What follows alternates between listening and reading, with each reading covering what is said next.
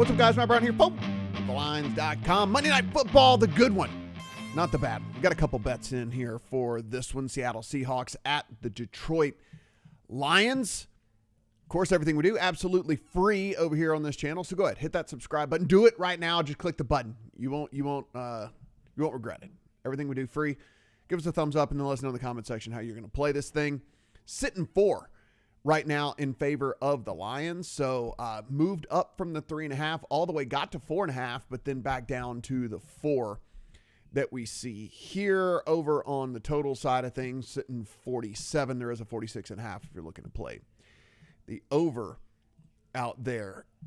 Heading into this one, you can see right here, come down, not great for the Lions that Frank Ragnow is out, one of their starting offensive linemen, but pretty clean for them, including Sam Laporta, which, by the way, you can see 2 full practices in a row for Sam Laporta off that ankle as he comes in back in that lineup there for the Lions. Now, not as great over here on the Seattle side, actually fairly beat up in this thing. Let's start with the good news. The good news, Ken Walker is back, and he's going to play. You can see he got in the full practice on Saturday and then didn't even get an injury designation here in this one. The problem becomes everything else.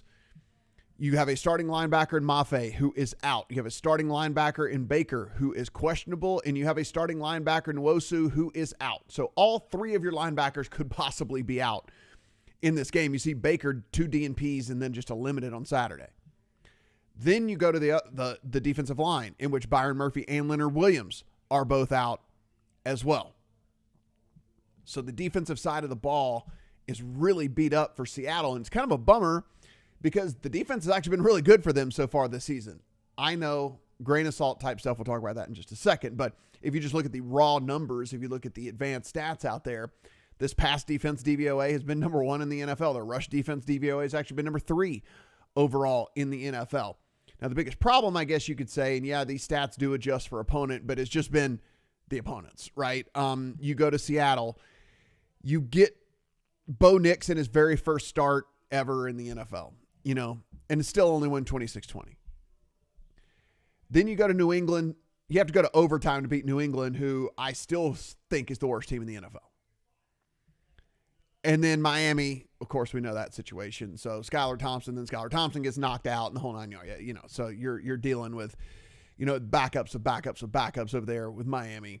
Still didn't look really sharp there in this one. So the strength of schedule so far, when you do the quarterback adjustments, specifically with the Miami stuff and everything, it's dead last. It's the 32nd schedule so far. I mean, it's been by far the easiest schedule in the NFL with Seattle so far here in this one. So I played 3.5 on Detroit. 4 is fine. Obviously, it's just, whatever, a little bit more likely to push than the 3.5. But this Detroit team, if you look, offense has really, it's not like they've struggled so far. They've just been really piss poor in the red zone. I mean, they've been so incredibly horrible in the red zone. There will be positive regression. Now, we know that regression doesn't have to happen in this game, but I'm going to go out on a limb and say with all of the defensive injuries there for Seattle that we do see some positive regression here for this team.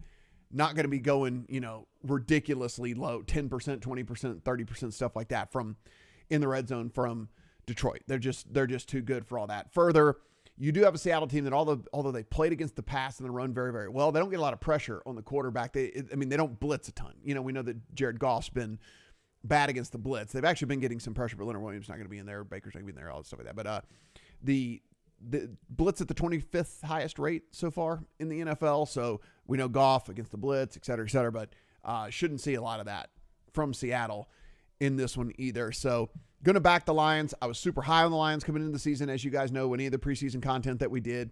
I'm not ready to move off of the priors quite yet that I have on this Lions team, especially not at home against the Seattle team that has played a Charmin soft schedule and is also dealing with as many injuries as they are on the defensive side of the ball. If you wanted to play the Detroit Lions team total, I don't hate that either. And it gives you a little bit of an out in all of this where they don't have to cover by 4. I think it's 25. I think their team totals at 24.5, 25, 25.5, something like that out there. if you want to just go that route, you could go that route. It's kind of the same deal. You don't really see the Lions winning a 17-10 game in this, do you? Maybe you do. I think Seattle's offense will be able to move it on Detroit, and I think Detroit will be able to move it on Seattle. So that's where we are from a spread standpoint. One other bet in the account for me, a little bit of leap of faith bet here, but as I mentioned, Sam Laporta, fully off of the injury report, was able to get in 2 full practices this week. So he's sitting at a discount here at 38.5. This is over at FanDuel on receiving. Probably not going to see him that low again the rest of the season so long as he stays healthy. I imagine he will be kind of in those low 40s and stuff. So I think we're getting a 4 or 5 yard discount here on Laporta because he's coming off of injury. Also because if you look at those raw stats, the algorithm is probably saying, well, the Seattle's defense has been really great. They've been really great against wide receivers, but the tight ends have actually gotten at them a little bit this year. And so I would like to think the assumption of rational coaching would be, hey, okay, let's utilize our awesome second-year tight end in Laporta and try to get a mismatch there in Seattle, which, again, as we mentioned, 2 of their starting linebackers already out for sure. The third could be out as well. 2 DNPs, a limited practice list is questionable. So thinking that Laporta is going to have a really, really good matchup here in this game, and I'm going to go ahead and play him over the 38.5 receiving yards and have Detroit take the path of least resistance out there, Jared Goff, and let's go ahead and get some receiving yards there for Sam Laporta. So again, I am on Detroit. 4 is fine. Obviously 3.5 is better, but 4 is fine. And Sam Laporta over there in this one. No real thought on the overall total. Like I said, I think you could play Detroit team total if you wanted to.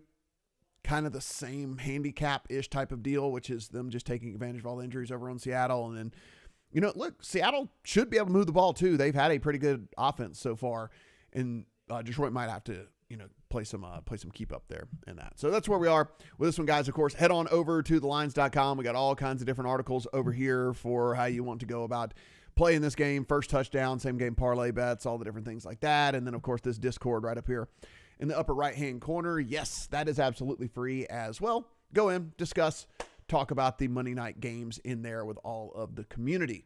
Again, hit that subscribe button. Do appreciate it, guys. We're heading to the 50,000 subscribers, and we're winning some bets this year. So let's keep it rocking and rolling. Thanks for everything, and good luck on all your Monday Night Football bets.